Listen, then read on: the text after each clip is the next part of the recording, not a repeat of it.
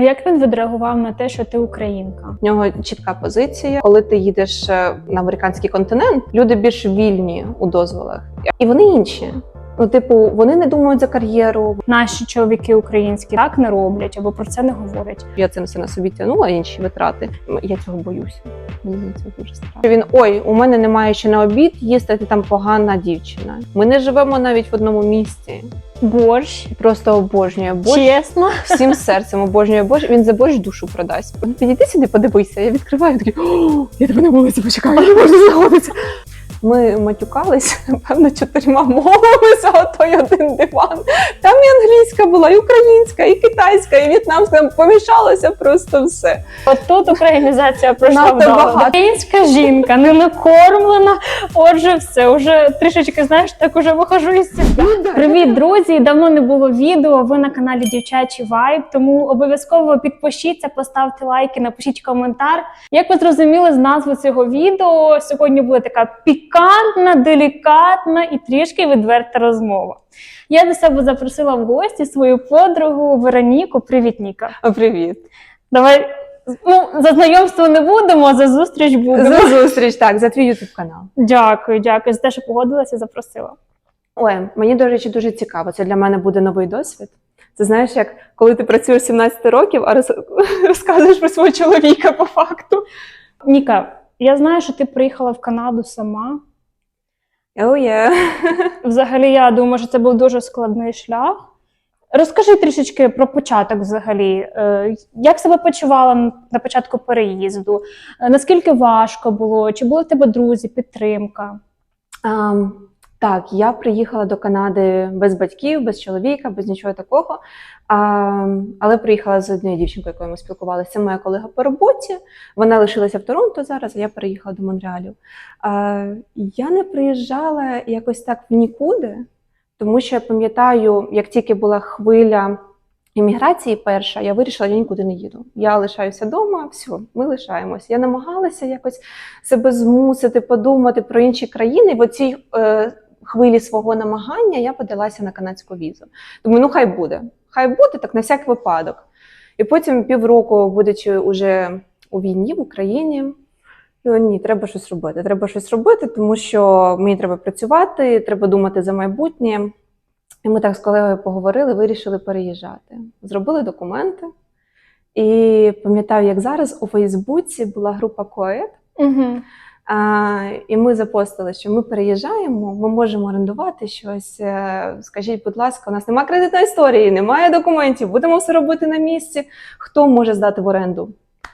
І тут пише нам Женя, це наша Canadian mom now. І вона каже, дівчата, я з Харкова, приїхала сюди 20 років тому. Ми з чоловіком живемо в Торонто. Приїжджайте, живіть, скільки вам треба. І ми з нею говорили і спілкувалися до моменту, поки ми не отримали візи вдвох. Тому що, типу, процес був запущений, але ти пам'ятаєш, там, по-моєму, місяці 1,5 це все тривало, щоб отримати так всі документи. Ми навіть не подавали паспорти на плейку, приїхали і тут це вже все робили. Але сама віза, типу, 1,5 місяці, ми, по-моєму, кожен день ми були у WhatsApp з Женєю і питали, у нас було питання дня. Типу, щоб зрозуміти один одного, якось так, знаєш, притертися. Ну, звісно, у неї своя сім'я, і вона такий ризик робить насправді, запрошуючи 2 дівчат, яких вона зовсім не знає, з яких ми сімей, які в нас звички, що ми, хто ми, пустити до себе додому, в свою сім'ю. І ми ж теж їдемо, ми розуміємо, що типу, у нас бек-плану немає. Ну, який бек-план? Не було зовсім ніякого плану, нічого. У нас були якісь сейвінзи, але ти чудово розумієш, що таке переїжджати в Канаду. Без різниці, яка ти багата, небагата, бідна людина, тут всіх рівняють отак от просто. В тебе немає основних документів, кредитної історії, в усіх однакові умови виходять. У мене таке питання, чи хотілося тобі взагалі якоїсь чоловічої підтримки? Чи думала ти, я сама, от мені б хотілося б біля себе якогось мужнього чоловічого плеча? Чи вистачало тобі, можливо, просто жіночої дружби, чи ти ж хотіла якось чоловічого плеча надійного, знати, що от я тут можу будувати стосунки? Перший час точно не хотілося. Не хотіла? Взагалі не хотіла, тому що я розуміла, що I'm a mess. Я була повністю розбита і повністю ніяка. І коли ти йдеш в відносини, ти маєш розуміти, що ти це все перекидаєш на іншу людину. Тому перший час, перші півроку точно ні. Не Тобто ти хотіла. взагалі не думала про якісь стосунки? Ні, і мені було дуже некомфортно в стосунках, тому що коли ти йдеш в стосунках, ти несеш себе як особистість. А я як особистість, якась сформована особистість, я лишилася вдома в Україні. Сюди приїхала взагалі Ніка, яку ніхто не знає, яку роботу важко знайти, так як і всім іншим, в яких збережень вже не так то й багато після того, як війна почалася. І за стосунки не йшла мова, тому що я дуже боялася потрапити в ситуацію, де я буду співзалежна. То ні, спочатку дуже не хотілося стосунків, а потім, коли я вже зрозуміла, що я вже працюю, я вже й те, і все, і в мене вже коло з'явилося, і ми вже з друзями, з колегами ходимо після роботи. Така, боже, та я ж уже в соціумі. Я тоді буду переходити до основного питання, тому що мені О, кортить Боже. дізнатися. Якщо ти не думала про стосунки, то ваша зустріч з чоловіком, на той час майбутнім чоловіком взагалі, як відбулася? Це якась миттєва, чи спланована, чи ви якось хотіли один з одного? Сплановано. Да, зараз все розкажу. Це цікаво, до речі, як ми з ним зустрілися. У мене завжди все в житті відбувається. Як тільки я кажу, що я все, мені це не треба, я це не хочу. Так, до речі, пригощайся. Да. Я Дякую. думаю, можна. Така красива, як ти. О, дякую, ти теж. Боже, оці дівчачі штуки все потануло. Ну, правда.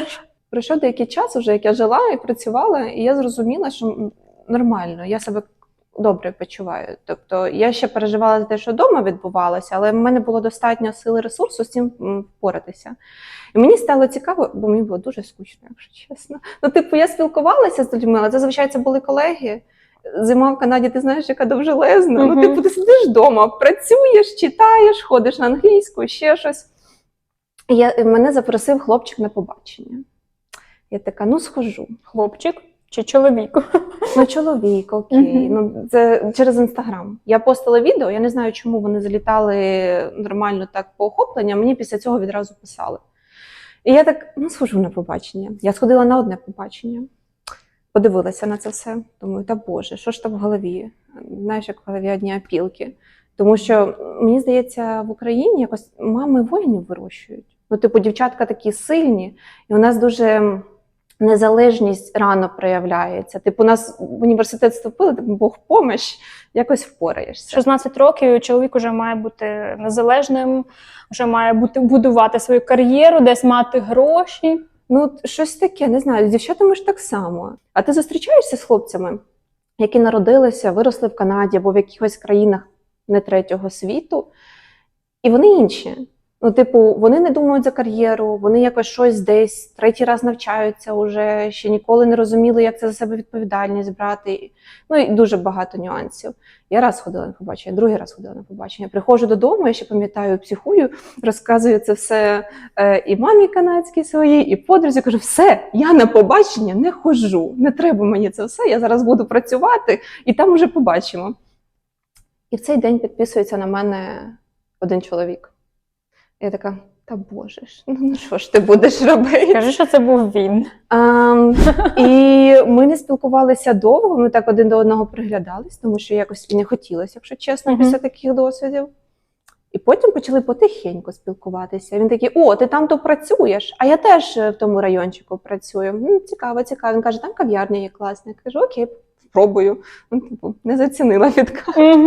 Не зрозуміла ти натяку чоловічого. І потім я зрозуміла, що він зі мною адекватно спілкується. Немає ніяких перехилів, немає, що він там на щось натякає. Я така, ну окей, це цікаво. Тобто тебе саме підчепило те, що він до тебе підходив не з боку якихось залицянь, наприклад, флірту або там відкритих, да, якихось 100%. намірів. Чесно. Мені цікаво з тобою спілкуватися. Я не знаю, хто ти, я про тебе дізнаюся, і там ми будемо говорити про щось. Ми так спілкувалися, не знаю, 2 місяці, напевно. Ми не ходили на побачення, ми так спілкувалися 2 місяці десь. І спочатку це було так по чуть-чуть, в Інстаграмі щось відповісти. А потім ми почали зідзвонюватися. І пам'ятаєш, я говорила, що з Женєю у нас було питання дня. Ми теж з ним зробили питання дня. Боже, і це ти запропонувала? Звісно, позичила ідейку. Так, перевірка вже якась була перша. Ми притиралися, придивлювалися один до одного, тому що коли ти їдеш на американський континент, люди більш вільні у дозволах. мені таке не підходить. Типу, мені подобається, як в Україні більш традиційно дівчата виховані. Мені це більш імпонує. І ми говорили, задавали ці питання, якось, знаєш, обережно, що ти шукаєш, що тобі цікаво, як ти бачиш майбутнє. Ми вже навіть це почали називати і так. Сьогоднішнє питання на інтерв'ю таке-то, таке-то. Ми вже цього навіть сміялися. Він мене запросив в якусь модну брювері в Торонто, там, де пиво вариться, таке. Думаю, ну боже, ну старався ж, ну підмітив, що ж цікаве, ну не допитався, чи мені цікаво, чи ні. І він запросив мене в цю брювері. Я ще так подумала, думаю, ну чого? Ну чого? Ну я ще ж не виглядаю як людина, яка пивас постійно п'є. Мені було цікаво, чому він таке обрав. Не то, що на мене приміряв, а чому він таке обрав. Ну, типу, ти, не знаю, друга свого запросиш випити пиво. Ну, да, а на перше побачення пивоварню я така ще думаю, цікаво. А я ще хвилювалася ще по одному питанню. Ну, типу, я англійською спілкувалася, все розуміла, але у мене такий був бар'єр, я думаю, багато він у кого є. Це коли дуже гучно, ти не можеш чітко спіймати слова. І ти втрачаєш сенс і сидиш так, що було? Що було? Я цього так боялася. Я пам'ятаю, заходжу в цю пивоварню, його ще не було, я, до речі, перша приїхала, я була більш пунктуальна. І я розумію, що там так гучно. Думаю, боже, Ніка, буду кивати. І тут заходить Джей, і я помітила цю таку секундочку, знаєш, коли він зайшов, і він так трошки загубився. Так, ой, привіт, спинку вирвіть. Так пішов. Сів, привіт, я Джей. Ми почали спілкуватися, це було цікаво, але він був дуже напружений. Ну, типу, він переживав. Дуже, а ти була спокійна? І я показувала, що я спокійна, тому ми з тобою це без камери обговорювали, що коли ми хвилюємось, ми дуже зібрані. У мене ця штука є, що я так максимально зібрана, ніхто не розуміє, що я хвилююся. Але всередині там просто ту-ту-ту-ту-ту-ту. Ось. І так ми пішли на перше побачення. Мені цікаво було з ним. Мені було про що говорити. Ми працюємо в таких схожих нішах. Ну, типу, він дизайнер компанії, а я продакт. І нам було ці всі по роботі обсудити. Він теж емігрант до Канади. Було таких дуже багато тем, і це цікаво було. Ось. Тому пам'ятаю, як ми виходимо на вулицю після пивоварні, я так кажу, ну це було прикольно, але я голодна. Ну що, я не буду. Я не серед тих. Українська жінка, не накормлена, отже все, вже трішечки, знаєш, так уже виходжу із себе. Ну так, я така виходжу, я кажу, ну це все прикольно, але я така голодна, можна піти поїсти тут десь рядом, ти знаєш цю ерію краще? Він каже, ну так, але тут таке зовсім не бужі місце. Я кажу, а наче пивоварня, до цього ми бужі сиділи. Каже, вам їсти нормально. Я також спіймала, що це вже друга риса, яка тебе зачепила. Перша – це була така толерантність, обережність, а друга – це те, що він джентльмен, такий вічливий. Я думаю, це також тебе підкупило. Звісно, підкупило, тому що в мене є певні принципи. Мені подобається певний типаж людей, не тільки там в ролі мого чоловіка, а й друзів я обираю таких, що будуть чесні, не будуть хизуватися, щоб мені так людяність оця важлива. І я її шукаю дуже часто. От в ньому я її побачила. Ми за сім'ю багато того вечора говорили. Він, до речі, з багатодітної родини. І потім, як їхали додому, у мене таке питання виникло в голові. Він не жив в Торонто в той момент. Він жив під Торонто, і він взяв таксі. Типу, він закидував мене додому і потім сам далі їхав. І я розумію, що там таксі дуже дорого йому обходилося. І я так сижу, кажу, я кажу, може пошеримо Uber? Я дивлюсь, людина приїхала в Канвірах, він живе за Торонто. Я кажу, може давай Uber пошеримо? І я ще це так здивувало, типу, чому це? Ну, типу, ні, він це окей, я ж викликав. Да. І не знаю, це так цікаво було, тому що тоді він мене запитував, чого ти запропонувала Uber пошерити? Я кажу, ну я ж не знала, яка в тебе фінансова ситуація. Я розумію, що коли ти іммігрант, різне може бути. Тут такий ринок праці, він то є, то його немає, такі скажені витрати, я не знаю, як у тебе все. Тому логічно було з моєї сторони запропонувати. Те, що ти відмовився, окей, к'ют, але, типу, якщо б я розуміла, що треба, теж все нормально. Якби тебе запитали про порівняння, про порівняльну характеристику там європейців, українців і азійців, наприклад, так? Що б ти сказала? Що б для тебе було такою новизною, наприклад, або якось так, незручністю, можливо, якоїсь спілкування? Чи є щось, якась така риса, яка тебе здивувала прям, і ти б хотіла би сказати, що, наприклад, українці, наші чоловіки українські, наприклад, так не роблять, або про це не говорять? Цікаве питання. Я, до речі, давним-давно вже думала за це питання для себе розібратись, і я не знаю відповідь на це питання. Чому? Тому що, якщо оцінювати свої колишні відносини, то я була іншою людиною, інший вік, інша я. Ти коли навіть переїжджаєш в іншу країну, все змінюється, і ти дуже сильно з цим змінюєшся і адаптуєшся. Тому різниці я не бачу. Я порівнювала Джея, до прикладу, боже, Джеюшечка, вибач, що я тебе порівнювала з кимось. Я його порівнювала із хлопцями моїх подруг. Ми всі там дружимо, всі разом. І я не бачу якоїсь такої прям відмінності. І я дивлюся, він класно здружується з усіма. І там про якусь расу, національність не йде мова зовсім. Є відмінності в сім'ях у нас, є якісь традиції, є якісь різні штуки.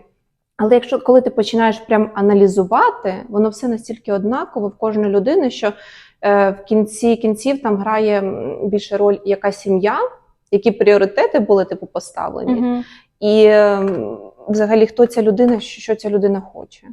Джей, він в'єтнамець і китаєць. Тобто він з В'єтнаму, мама в нього теж народжена в В'єтнамі, а папа народжений в Китаї. І він уже мікс. Він уже мікс культур, і в їх сім'ї також є цей мікс культур. Тому що коли ти запитуєш старших сестер, хто ви, вони такі, ми китайці, ми сім'я китайців. Коли ти запитуєш Джея і його, меншу сестру, вони, ні, ми в'єтнамці, ми з В'єтнаму. Тому що у них вже всередині сім'ї такий мікс. І я не знайшла нічого такого, щоб прям відрізняло. Мені подобається, як він вихований. І в нього багато дійсно сестер, тобто він надивився, що йому подобається, що не подобається, коли їх чоловіки роблять по відношенню до них. Для нього це була класна така школа, і я тепер дуже вдячна його мамі і його сестричкам за те, що вони йому показали, розказали, і він дуже класно ставиться до мене. А як він відреагував на те, що ти українка? На той час, я думаю, що вже ситуація в Україні вже була відома по всьому світу, правильно ж? І, я думаю, в Канаді також вже багато хто знав. Просто заради цікавості. Чи знав він взагалі, що ти українка і яка ситуація в Україні? Джей знав за ситуацію в Україні. І він мені не говорив, але коли почалася війна, він навіть активно постив ситуацію в Україні. Так. Тобто він більш-менш розумів, що відбувається. Він запитував, як моя сім'я дуже часто. Так, дуже часто запитував. В нього чітка позиція, він за Україну, мені не треба було навіть над цим працювати. Він відразу прийняв цю позицію, дуже мені з цим пощастило насправді. Але мені здається, більшість людей з Канади, вони так займають таку позицію, вони розуміють, що відбувається. Єдине, що я боялася, тому що ти коли вступаєш в відносини, і в тебе таке відбувається вдома, ти не можеш це контролювати. Ми переживаємо набагато більше втрат, ніж будь-яка, напевно, середньостатистична людина у світі, яка не живе в умовах війни. І я дуже боялася, щоб я не була такою, чорною плямою вдома. Ми потім навіть з психологом дуже довго пропрацьовували.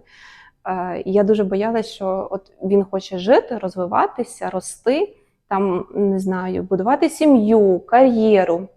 Для мене все це також важливо. Але я живу в тому контексті, і коли щось дуже погане стається вдома, це на мене впливає. Я не можу це ховати. Мені боляче, я там розбита можу бути, і я розумію, що я буду з ним це шерити. Йому цей тягар треба на себе теж брати. Я дуже хвилювалася, як і він до цього поставиться, але... Як він тебе підтримував і взагалі як себе почував поруч з тобою? Дуже підтримував. Навіть більше, напевно, ніж я не знаю, хто б ще б міг. Тому що, коли це сталося минулого року я втратила людей близьких, дуже друзів. І в мене ще були такі на роботі бампі ситуація, типу проблеми були на роботі, я не хотіла втручатися в одну політичну систему в роботі. І він бачить, що я вже просто розпадаюся. Ну, там, я не така, як я вже була, типу. І він сів зі мною поговорити, він запитав, що я хочу, як я це бачу, і я з ним поділилась, кажу, ну я не знаю, я завжди можу зі всім поратися, а зараз я просто не можу. Я прокидаюся і я не розумію, на що я прокидаюся. Не в плані там якихось поганих думок, а просто була дуже розбитою. І я кажу, я, напевно, буду з психологом починати займатися, бо я вже сама себе не витягую. І він такий, так, звісно. І він кожен раз після мого заняття психологом, ну що поговорили, ну як там було, ну розкажи, а я щось можу, а ти все. І він так дуже, знаєш, опікався. Так, він дуже опікався мною, він дуже переживав. Він такий, ти не хочеш, не готуй, я зараз піду все зроблю, ти не хочеш то, не хочеш все, просто сиди і існуй. З однієї сторони це класно, а з іншого боку, мені треба в русі бути. Тому не могла собі так дозволити прям розслабитися. Але ні, він дуже підтримував взагалі. І він, коли побачив, що я вже так розпадаюся, він такий, ти б хотіла додому з'їздити? Я кажу, я б і хотіла, але зараз не на часі, там і проєктів багато треба закрити. Christmas holidays, існують. І він мені квитки взяв додому, щоб я з мамою, з бабусею побачилася. Це взагалі дуже круто було, я це пам'ятаю, і для мене це дуже важливо, тому що, по суті, фінансово мені було б важко тоді прям злітати в Україну, тому що ми ж ще шерили, побут, ми домовляємося за витрати, і я розуміла, що це на нього більше перепаде, якщо я зараз випаду з цієї цепочки витрат. Але він такий, ні, давай, іди, поїдь додому з'їсть. Тому це було круто. Отже, ви почали стосунки. Чи були якісь взагалі труднощі на початку, якісь складнощі? Можливо, через мовний бар'єр, ви одного не розуміли, або в когось, наприклад, у Джея була така ранкова рутина, там його не турбувати, він не розмовляє зранку, а тобі навпаки хотілося більше якоїсь емоційної близькості. Були труднощі, але мені здається, це були більш такі особистісні труднощі, тому що Джей звик багато працювати. Він працює на роботі, він працює після роботи над проєктами, і ми почали зустрічатися. І він не розумів, як розподілити свій час так, щоб він жив те життя, яке він жив, але при цьому ще зустрічався зі мною. І я там прокидаюся, немає повідомлення доброго ранку. Я так хожу, вже працюю, ще щось. Не пише нічого. Я вже йому дзвоню, така, вибачте, будь ласка. Якось, знову ж таки, ми зростали в такій культурі, що чоловік має перший робити оцей крок до спілкування, постійно там добрий ранок писати, там ми сонечко, ми зайки і тому подібне. Тобто, щось таке теж, напевно, є. Я така, що таке, а чому не цікавляться? Я така, вибачте, будь ласочка. А вдруг щось у мене сталося, чому ми не дзвонимо, чому ми не пишемо? І він зрозумів те, що мені це важливо. Він зрозумів, що мені важливо, щоб він мені приділяв цю увагу, тому що ми не живемо навіть в одному місці. Там, де він жив, це було біля Торонто, це було навіть не Торонто. І він просто почав це робити більш частіше. Але спочатку він такий, що треба? Окей, треба, так треба. Тобто ти позвонила перша і сказала, де моє ранішнє повідомлення? Так, в мене немає такого, це, до речі, в нас з ним така відмінність, я завжди кажу все прямо, як є. Мені щось не підходить, така, мені не подобається. Я це скажу дуже спокійно. Коли Джею щось не подобається, він, окей, він це замне, він це якось собі забере. А потім, коли воно накопичується, це раніше так було, він міг вибухнути через якусь дрібничку просто. Він оце вибухає емоційно. І я не можу зрозуміти, чому саме він такий злий, щось там свариться за щось. І для мене це було таке в новинку, знаєш, тому що я зовсім інша людина в цьому плані. А потім я зрозуміла, що в нього просто багато чого накоплюється, він не вміє це проговорювати, і це просто треба якось помічати. І кожного разу, коли я помічала якусь іншу реакцію, знаєш, чи він якось зітхає не так, чи ще щось таке, все окей, не подобається. Я витягувала з нього це, і потім він навчився просто це все проговорювати. І зараз нормально все. Такого вже більш немає. Але було. Він дуже закритий, і мені здається, таке більш культурне, тому що у сім'ї всі дуже один про одного піклуються, і вони є один для одного, але оці такі глибокі розмови, як мені здається, ну, у мене в сім'ї точно вони є. Я не знаю, як у всіх чи не всіх, але мені здається, це нам притаманно. Типу, глибоко говорити. Я з бабусею можу все обговорити. Ми з друзями обговорюємо різні теми. От у нього такого не було. Він не розумів, як можна все, що йому не так, вивалювати на стіл, щоб ми розбирали. А як щодо побуту, як щодо того, наприклад, хто готує, хто прибирає, хто там оплачує якісь комунальні послуги? Як ви домовлялися про це? Сідали і домовлялися. От, до речі, так і було. Ми сідали і домовлялися, як це все буде. Ми знайшли квартиру разом, і ми сіли обговорювати, як ми будемо оплачувати. І я йому кажу, що от у мене є така зарплата, я можу і хочу теж бути типу включена в сімейний бюджет. І ми домовилися, що я оплачувала комунальні витрати, різні біли, типу як зал, не знаю, якісь інтернети, ще щось, продукти на мені були. А він там, великі рахунки були на ньому, менші було все на мені. І потім не було такого, що давай шарити 50 на 50, тому що це для мене повністю неприйнятно. Мені здається, він також це не дуже приймає. Ну, ми навіть таке не обговорювали. Просто коли дівчатка говорять, що ми шаримо 50 на 50, у мене в голові картинка, типу щось коштує $25 25 центів, і оці 25 центів діляться. І мені це так страшно, тому що я не бачу в цьому партнерства. Типу партнерство – це ви коли розумієте, у вас одна ціль, у вас є якісь витрати, ви хочете конкретну там, картинку свого життя, конкретну квартиру, і ви в це вкладаєтесь разом, бо ви це ж для себе, для двох робите. А коли оцей шерінг відбувається такий дуже жорсткий, я цього боюся. Мені це дуже страшно. Тобто він відразу якось пішов, взяв таку чоловічу роль на себе, головного партнера, я б сказала, і сказав, що не турбуйся, твій вклад також цінний, але типу всі великі витрати я беру на себе. Ну так, Боже, це таке цікаве це поняття чоловіча роль. Як справжній чоловік. Воно мене дуже ціпляє, тому що я вважаю, що кожен може бути справжнім чоловіком, там уже як домовитися. І жінка? І жінка, так. Ну, я маю на увазі, що немає такого, що якщо він платить за квартиру, він справжній чоловік, або якщо він не платить за квартиру, він не справжній чоловік. Для мене це, не знаю, якось не так трошки. Це тому що, він міг собі це дозволити, він також це хотів, ми домовилися, і це ж, вибачте, на хвилиночку, коли ми порахуємо витрати на продукти, оці всі біли, то там ще така сама сума і виходить. Ми потім сідали це обговорювати, тому що я це все на собі тягнула, інші витрати. Я так кажу, дивись, щось там так нормально виходить, давай якось будемо. І ми сиділи разом, думали за наш бюджет, як ми будемо це менеджити краще, тому що у нього, що у мене є звичка типу фінансового розподілення, є щось, що має відкладатися. А в Торонто це дуже важко було робити. І коли щось не відкладається, ти такий сидиш, думаєш, мінус вхожу, просто в мінус іду. І ми сідали, обговорювали, що краще, від чого може відмовитися, або ж якусь альтернативу знайти. Ось, але так, ми ділили. А все ж таки, хто миє посуд, хто прибирає? Як ви це поділили? Дивися, коли ми жили в Торонто, то у кого було більше часу? Тому що я могла, до прикладу, частіше до офісу ходити. І в такий момент він допомагав. Типу, не було такого, що він, у мене немає ще на обід їсти, ти там погана дівчина. Ні. Він міг собі приготувати, міг собі замовити, щось, це не було проблемою. Тобто взагалі ніяких нарікань з приводу того, там, що я ось приходжу з роботи і немає вечері, взагалі такого не було? Ні, такого не було, і тим паче з роботи частіше приходила я, тому що він більше з дому працював. Так. Перед тим, як ми перейдемо до частини вже офіційної весілля і одруження, дуже цікаве питання взагалі. Для мене це незвично. Як його батьки сприйняли тебе?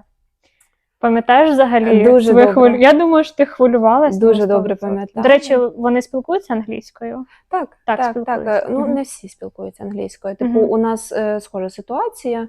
Моя мама не говорить англійською, і мама Джея не говорить англійською. Але нам це не заважає. Все окей. І з сестричками ми англійською говоримо. Боже, я пам'ятаю, як я їхала до них знайомитися. Я дуже хвилювалася, тому що я розуміла, що для його сім'ї це перший досвід пустити людину іншої національності. Так само і для моєї сім'ї це такий самий досвід. І я приблизно розуміла, що вони відчувають. Типу, ти коли чогось не знаєш, ти цього боїшся трошки. Так, за пасочкою, знаєш. І я впевнена, що вони до мене нічого поганого не відчували. Вони знали, що я дуже подобаюсь Джею, ми разом.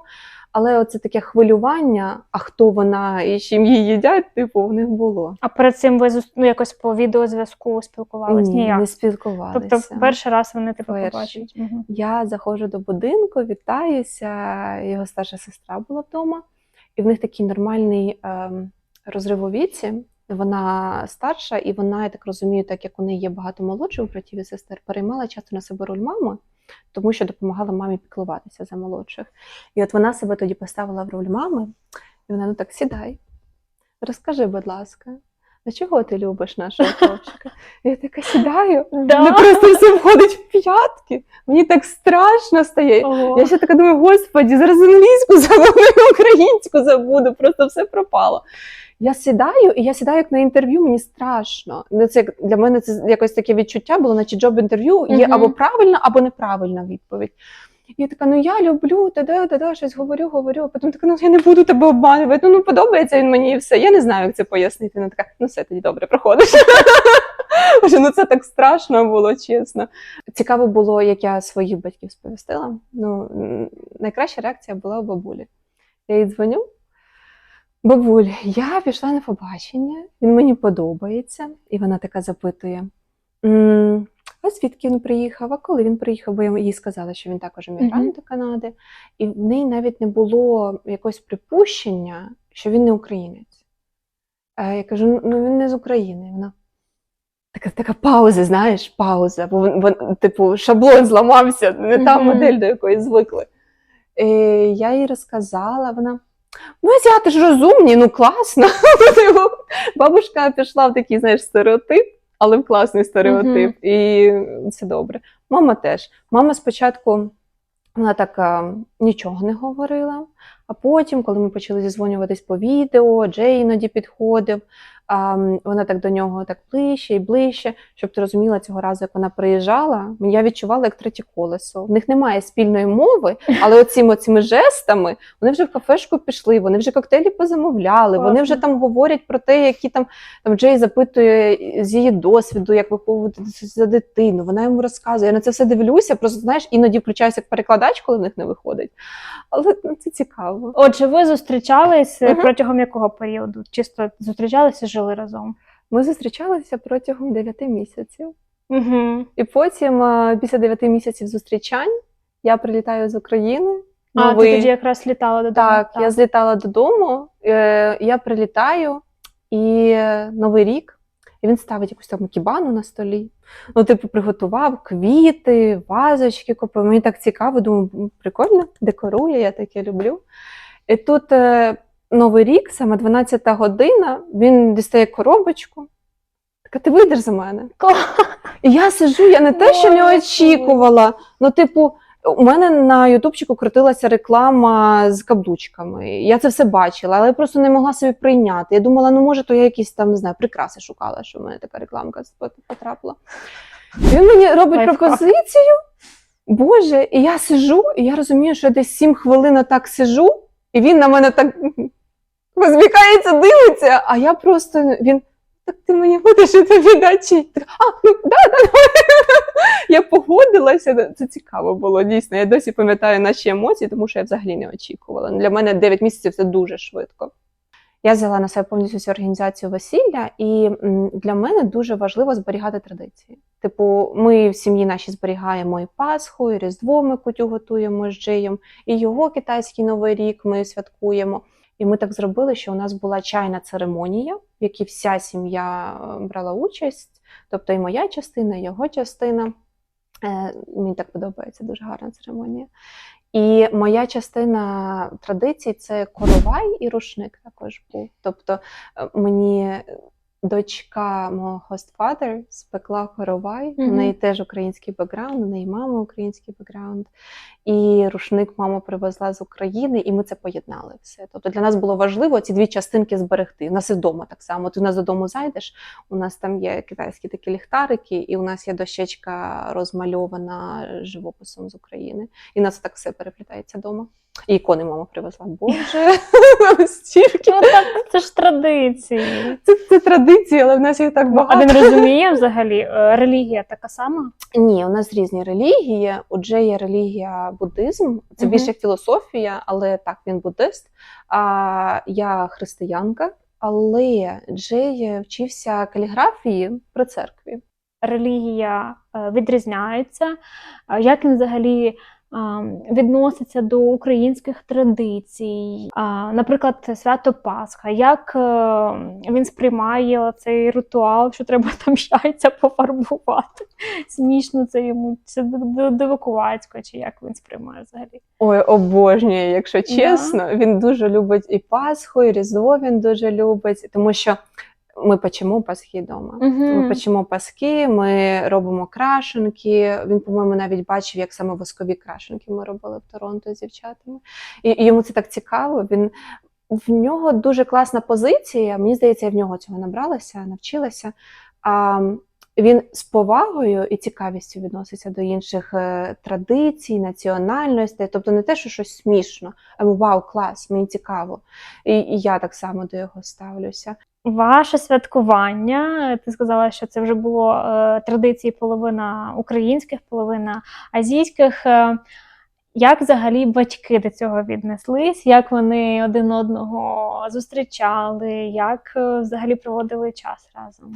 Дуже хвилювалися, що моя мама, що мені Мгм. потім сестри розказали по секрету, його мама теж хвилювалася. Мгм. Вони не знали, як вони комунікуватимуть, тому що, в принципі, немає спільної мови. І це цікаво було, типу, Джейова мама говорить Джею, Джей перекладає мені, я перекладаю своїй мамі. І так само комунікація відповідається з моєї сторони. Мама мені, я Джея, Джей мамі. Але потім, як відійшли від них, вони щось там почали показувати, розказувати, фотографіями діляться, подарунки одна одній подарували. Ну, вони класно здружилися. Вони вже потім на весіллі разом танцювали. Там дуже класно всі танцювали, все було чудово просто. Прийняли один одного, ну просто супер. Як намальована картинка Ну, якась. дійсно так було. Мені здається, мені пощастило дуже, Мгм. тому що мене оточує дуже багато класних людей. І типу, і вони частина цього оточення, і вони класні. Вони так приймають один одного. Вони мою сім'ю прийняли, моя сім'я їх прийняла. І це такий, знаєш, симбіоз. Хоча я розумію, що для них це було ризиковано і в новинку, тому що вони теж така, до речі, консервативна сім'я, є де свої традиції, є де свої установи є. Але вони ризикнули і so far, типу, So класно. far, so good. Так. Класно. Я зрозуміла з нашої розмови, що ти сказала, що він уже знав про ситуацію в Україні, взагалі підтримує українське, знає вже традиції, ти більш, ну, якби не те, що повністю його затягнула в українську культуру, але чи була взагалі оця лагідна українізація, чи це якось пішло дійсно так самовільно, невимушено? Як взагалі це відбувалося? Тому що, як ти кажеш, пасочки він любить їсти. Ну, ми це обговорювали. Я йому Мгм. сказала, що для мене неймовірно важливо зберегти наші традиції, тому що я була у поколінні українців у Торонто, які не народилися в Україні, а саме в Торонто, але вони зберігаються. І це так приємно, коли ти так далеко від дому можеш це все проживати. Я сказала, що для мене дуже важливо зберегти Пасху і дуже важливо зберегти Різдво, ну та й Миколайчика, все таке. Я запитувала в нього, що він хоче зберегти. Мгм. І ми також взяли типу Lunar New Year, саме китайський Новий рік, і ми також наслідуємо їх традиції. Тобто це більше уже Джей зі своєї сторони диктує, що ми робимо, а я зі своєї сторони. І йому подобається, знаєш, коли кожного разу, як я його запитую, яка у нього улюблена страва, це борщ. Борщ. Просто обожнює борщ. Чесно. Всім серцем обожнює борщ. Він за борщ душу продасть. Він їсть борщ, обожнює. Мені дуже подобається фо, це в'єтнамський традиційний суп. А він обожнює борщик. І він дуже любить нашу кухню. Просто я його розумію в деяких моментах, до прикладу, я лишалася в його сестер, і ми більш їли їх традиційну кухню. Мені подобається. Це дуже смачно, це дуже легко. Взагалі, там, знаєш, там спрінроли їсти дівчатам дуже к'ют буде і для фігури, і для здоров'я. Але мені так не вистачає пюрешечки з котлеткою. Ну, типу, ми звикли, і в нас вже є це бажання. І коли я готую йому більш ту їжу, яку я звикла, я вже дивлюсь по ньому, і такий, ну, може, супчика підемо поїмо. То я навчилася готувати деякі страви з його кухні, щоб він себе просто більш комфортно почував. І мені це окей, типу, мені все одно я готуватиму. Тобто, якщо я зготую щось інше, це мені навіть цікавіше. Але Борщ любить, що ще? Вареники. та вареники любить, сирнички. Сирнички. У нього прям сирнички. Не сирники, а сирнички. Сирнички. Оце сирнички, будь ласка. Налиснички він дуже Мгм. любить. Боже, на день народження вчора в нього був день народження, медовик із вишнями. Обожнюю. Красивий, я бачила, просто красивий. Я Ідеально. старалася. А є те, що не любить, наприклад, сало, не розуміє. Є, ну це більше, це, до речі, культурний шок для нього був. Першого разу, як він побачив, що я можу їсти оселедця, А, точно. він сидів отак з телефоном, він такий, тобі швидку викликати зараз чи через пару хвилин. Для нього було взагалі незрозуміло, як можна їсти сиру рибу, і сало він як побачив, як можна їсти сиру свинину. Він просто сидів, він в такому шоці був. Він на мене дивився, як наче я взагалі якось не з цієї галактики. І одного разу ми з ним поїхали до українського магазину, це польський, до речі, магазин, і там було відро з оселедцем. Угу. Ну, знаєш, таке, як всі, да. напевно, ми в дитинстві бачили. І мені так цікава була його реакція. Я кажу, підійди сюди, подивися. Я відкриваю, він такий, я тебе на вулиці почекаю, я не можу знаходитися. Це тому, що найвідоміший в'єтнамський соус – це фіш-соус, і він робиться шляхом ферментації риби. Плюс у В'єтнамі дуже жарко, все, що сире, воно зіпсоване, їм можна отруїтися. Тому це так закладена база, те, що сире, їм можна отруїтися. Риба сира, м'ясо сире – це небезпечно. А ти, як ти взагалі сприймаєш азіатську кухню? Ти сказала, що ти любиш, але є таке, що ти якось, так, з обережністю?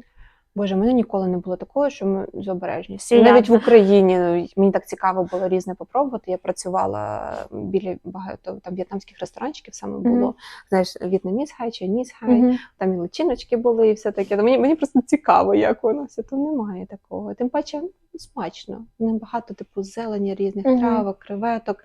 Єдине, що мені було дивно, це коли він такий скучився за лобстерами, так лобстера хочеться. Я така, в мене з такої сім'ї. За лобстерами він скучився, ти подивися. Але коли ти живеш біля води, для тебе це не розкіш, для тебе це норма. В Україні немає такої доступності до лобстерів. У нас може щось інше, таке більш розкош для них. Але так, ми потім сідали вдома, варили лобстерів в каструлі, виявляється, це і недорого. Це цікаво, сезонність є якась. Так смачно. Смачно, але я не розумію, як можна це в ресторані їсти. Зараз в мережах дуже багато поширюється такої інформації про те, що дівчата взагалі виїжджають з України намисно за кордон, щоб знайти іноземця, щоб отримати паспорт. Віриш ти взагалі в цю ситуацію? Чи віриш в справжнє кохання і те, що дійсно можна знайти любов поза межами? То в те, що кохання взагалі не знає ніяких кордонів. По-перше, я вірю, що кохання не знає кордонів. Якщо ти знайшов свою людину, то взагалі не важливо, якої національності. Головне, щоб вам було класно разом. По-друге, для оцих всіх про паспорти, а ви спробуйте одружитися, щоб отримати паспорт.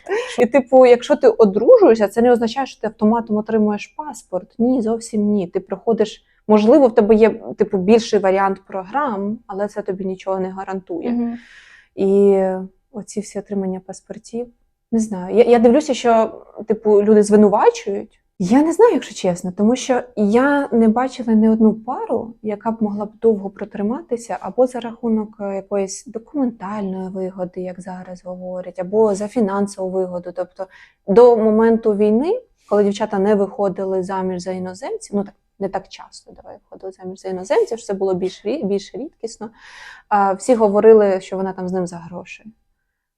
Ти знаєш хоч одну пару, яка тримається за гроші, за документи, і вони живуть, у них все окей? Це не просто так. Я таких не знаю. Люди думають, що реально там жінки виїхали, щоб отримати паспорт, легке громадянство. Але це реально, це не так легко, як здається. По-перше, тому що всі проходять перевірки, до тебе приходить в сім'ю якась імміграційна служба, перевіряє, чи ви разом. Нотаріально це все відбувається, нотаріально. Думала ти взагалі коли-небудь в своєму житті, що ти зустрінеш іноземця і будеш заміж за іноземця?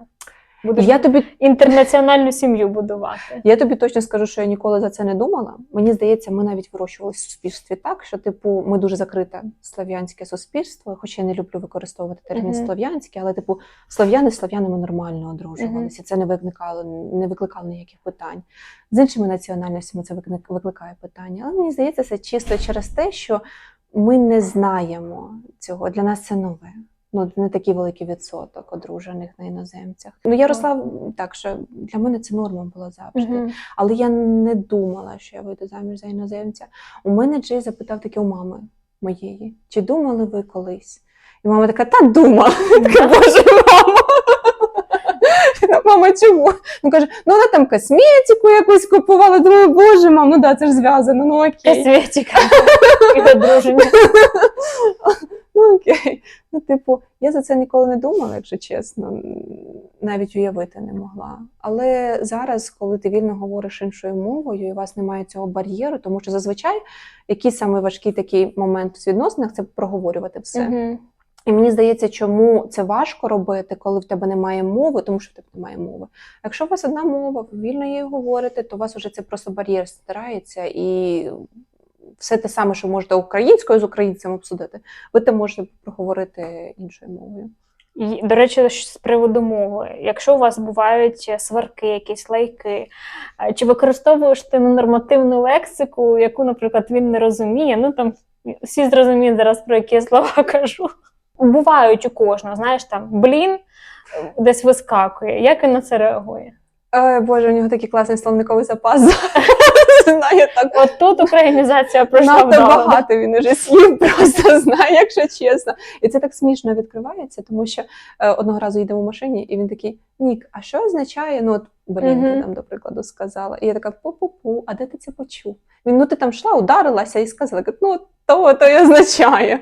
І у нас такий був показовий момент, це коли ми в мою першу квартиру, в яку я з'їхала, заносили диван, а там такі сходинки дуже маленькі були.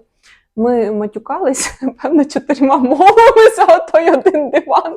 Там і англійська була, і українська, і китайська, і в'єтнамська, там помішалося просто все. Тому, і плюс ми з друзями як бачимося, у нас є друг, ну типу він був мій друг, тепер це наш спільний друг. Він постійно готує якісь класні словечки, щоб понавчати. У них там є вже свої там переписки, свій словник свій. З цим проблем вже нема, тут вже повністю нема бар'єру. Та він дуже швидко підхвачує слова. Ну, типу, якщо я вчу французькою, мені це важко дуже дається, то Джей слухає, як ми з мамою, з бабусею говоримо, і він так все...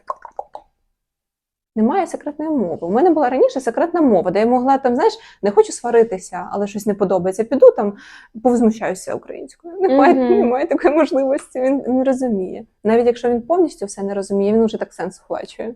Які українські слова добре знає, розуміє? Ну, я там говорю з бабусею, він постійно підходить, привіт, бабуся, привіт. Що ти, як справи, давай.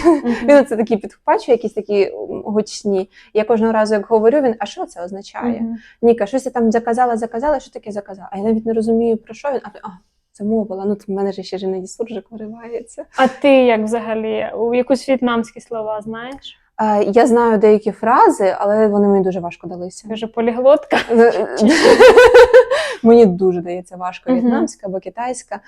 Вона інша. У нас є такі великі слова, де багато голосних і приголосних, а у в'єтнамських вони більш короткі.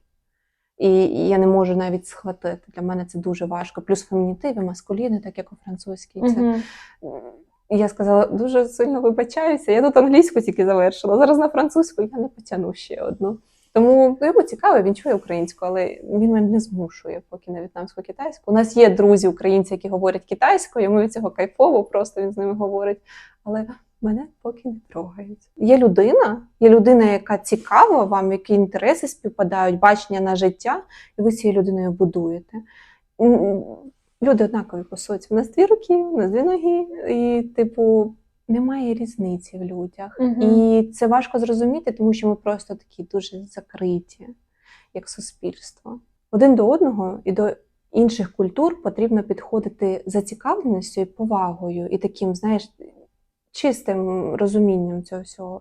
Тому що у нас є свої традиції, які дуже дивні для інших, але коли є оця повага, і вони тебе запитують, ой, а що тут, а що як? Ну тобі ж приємно, коли не надсміхаються над фарбованими яйцями, коли дійсно людям це цікаво. Те саме з інших національностей. Це все. Просто поважати один одного. Типу цей mutual respect, він дуже крутий.